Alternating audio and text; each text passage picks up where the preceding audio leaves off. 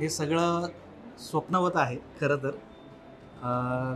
कारण इतका मोठा फिल्मफेअर मराठी अवॉर्ड आणि हे प्रत्येकाचं स्वप्न आहे मला वाटतं आणि ते आज आमच्या दोघांचं पूर्ण झालेलं आहे.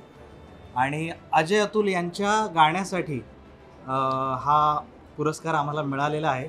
याच्यापेक्षा मोठी गोष्ट मला वाटतं काही नाही.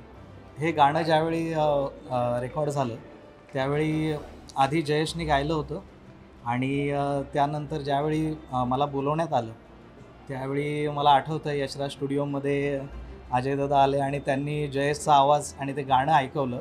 त्यावेळी मला असं वाटलं की काय कडक गायला हा मुलगा आणि आता मी काय गाणार. पण ज्यावेळी टेकला जात होतो त्यावेळी मनात एकच भाव होता की देवा आज लाज राख आणि आज हा अवॉर्ड मिळतो आहे. खूप मनापासून आनंद होतो आहे. इतक्या मोठ्या प्लॅटफॉर्मवरती आज हा अवॉर्ड मिळतो आहे. हे शेअर करायला मला माझे मावशी काका म्हणजे मी मुंबईला आलो, त्यांच्याकडे राहिलो आणि त्यांच्यामुळे मला वाटतं आज इथपर्यंत मी पोहोचलो.